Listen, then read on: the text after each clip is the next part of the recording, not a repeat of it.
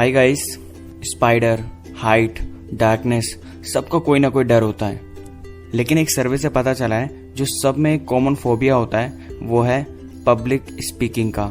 Dale Carnegie की लिखी book the art of public speaking जो आपको 6 मेजर ट्रिक्स देंगी पब्लिक स्पीकिंग के लिए, जो आपको हेल्प करेंगी टोनी रॉबिन्स, विलियम चकिंस जैसे बड़े पब्लिक स्पीकर जैसे बनने के लिए। अगर आप बुक पढ़ते हैं तो आपको बहुत सारे फैक्टर पता लगेंगे पब्लिक स्पीकिंग के डिस्कम्फर्ट को दूर करने के लिए, जिसे मैं शॉर्टली 6 पॉइंट्स में समझाऊंगा। अगर आप मेरे चैनल पे नए हैं और बुक्स की समरी सुनना आपको अच्छा लगता है तो प्लीज़ चैनल को सब्सक्राइब करिए और मेरी नेक्स्ट वीडियो के लिए बेल आइकन दबाना ना भूलें। So let's start. First trick है प्रैक्टिस। सपोज करिए स्विमिंग सीखने के लिए आप पूरी इंस्ट्रक्शंस और बुक पढ़ लेते हैं, तो क्या फिर आप डायरेक्टली स्विमिंग के लिए पूल में कूद जाते हैं? जाहिर है नहीं, क्योंकि आप बिना प्रैक्टिस के किसी भी स्किल में परफेक्ट नहीं हो सकते। ऑथर स्टार्टिंग में ही कहते हैं कि मेरी बताई गई ट्रिक्स और टिप्स तभी वर्क करेगी जब आप इनकी प्रैक्टिस करेंगे, क्योंकि आपके प्रैक्टिस में फियर को फेस करना आपके अंदर से पीपल स्पीकिंग के डर को खत्म करेगा। और इसके लिए आप 2 टेक्निक का भी यूज कर सकते हैं, जिसमें से फर्स्ट है जब भी आप स्टेज पे जाएं खुद पर कम ध्यान दीजिए, मतलब कि सेल्फ कॉन्शियसनेस को अवॉइड मारिए, क्योंकि ये आपको आपके ऑडियंस के सामने कॉन्फिडेंट नहीं दिखने देगा। दूसरा है स्क्रिप्ट लर्निंग। किसी भी प्रेजेंटेशन की स्टार्टिंग की लाइनें आपको मेमोराइज करना होता है, ताकि आप स्टार्टिंग में ही नर्वस ना हो और अपने आप को स्टार्टिंग में ही पहले इंप्रेशन के साथ अपने आप को अच्छी तरीके से रिप्रेजेंट करें।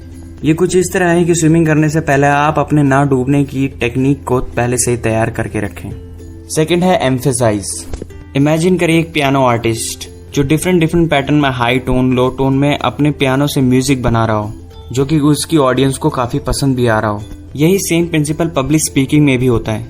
अगर पियानो की वॉइस सेम टोन में रहेगी तो चाहे कितना भी बड़ा आर्टिस्ट पियानो बजा रहा हो वो बोरिंग ही लगेगा। आपके वॉइस में high tone, fast and slow tone का मिक्सचर होना चाहिए। वैरायटी ऑफ टोन स्पीच आपकी स्पीच को अट्रैक्टिव बना देती है, लेकिन इन टोन का यूज आपको किसी वर्ड पे एम्फेसाइज करके, मतलब जोर देकर बोलने पे यूज करना चाहिए। जैसे कि मैं एक लाइन अगर ऐसे कहूँ, destiny is not a matter of chance, it's a matter of choice. यहाँ डेस्टिनी, नॉट और चॉइस एक इम्पोर्टेंट वर्ड है, जिन पे अगर मैं जोर देकर बोलूँ तो destiny is not a matter of chance, it's a matter of choice. शायद ये इतना इफेक्टिव एग्जाम्पल नहीं होगा, लेकिन मैं जो आपको समझाना चाहता हूँ वो शायद आप समझ गए होंगे कि किस तरह कुछ वर्ड्स पे जोर देकर बोलने से हमारी स्पीच अट्रैक्टिव हो जाती है। थर्ड है पेस। किसी भी पर्टिकुलर स्पीच में ऑडियंस का एंगेज न होने का कारण स्पीकर के फास्ट बोलने का रीजन होता है। ऐसी कंडीशन में स्पीच को स्लो डाउन करना होता है और किसी सिग्निफिकेंट वर्ड या फ्रेज के बाद पॉज लेना होता है। इससे ये होता है कि एंगेजमेंट ऑफ ऑडियंस काफी ज्यादा बढ़ जाता है। थर्ड है अराउजिंग इमोशंस। न्यूयॉर्क की एक वॉच बनाने वाली कंपनी ने एक एडवर्टाइजमेंट का एक्सपेरिमेंट किया।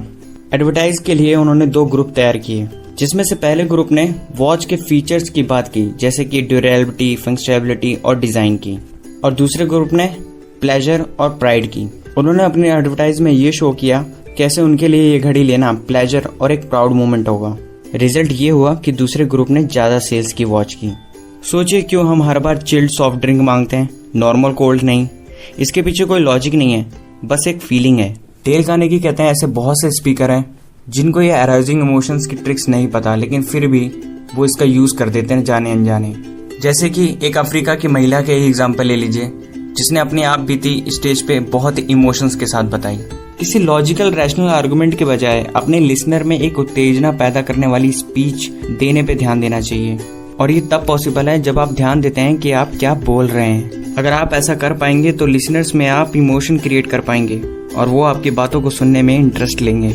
नंबर 4 है अपने गेस्चर पे ध्यान दीजिए, लेकिन याद रहे आपके गेस्चर आपकी फीलिंग से अटैच हो और जेन्युइन हो।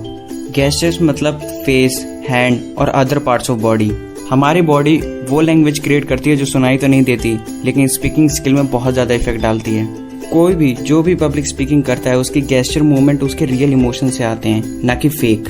और ये बात सच है कि आप हर इमोशंस के लिए अपने गेस्चर का रिप्रेजेंट नहीं कर सकते हैं, लेकिन जरूरी यह है कि आप अपने हार्ड इमोशंस के लिए इसे यूज करें।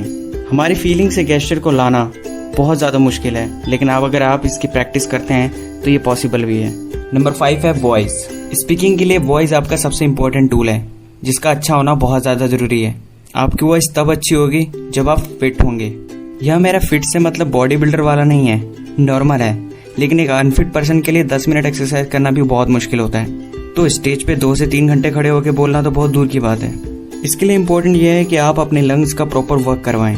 टोनी रॉबिन्स, विलियम चकिन जैसे पब्लिक स्पीकर्स एटलीस्ट दिन में 10 मिनट्स एक्सरसाइज करते हैं, जो इनकी लंग्स की पावर को बढ़ाता है। आप अपनी कमर पे हाथ रखते हैं, बिना शोल्डर उठाए एक लंबी सी सांस भरने के बाद अच्छा बोल पाते हैं, क्योंकि आपके लंग्स हेल्दी हैं और आप अपने डायफ्राम का अच्छा यूज कर पा रहे हैं। लास्ट है इमेजिनेशन।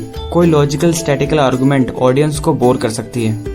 मानो जैसे आप कहते हैं कि ज्यादा नशा करना आपकी लाइफ और आपके घर को बर्बाद कर सकता है। हो सकता है ऑडियंस में से किसी के आर्गुमेंट का आप एक स्टैटिकल और डाटा के प्रूफ से ये इस चीज को साबित करें, लेकिन ये तरीका वहाँ काम आएगा जहाँ पे बड़े बड़े एनालिस्ट बैठे हों, लेकिन ऑनेस्टली काफी लोगों को ये बोर भी लगेगा।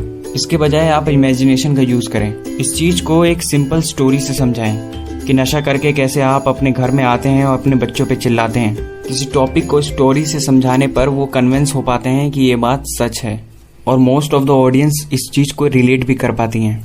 बजाय इसके कि किसी टॉपिक को आप डाटा या स्टैटिक्स रिकॉर्ड से आप समझाएं, यूज करें स्टोरी का।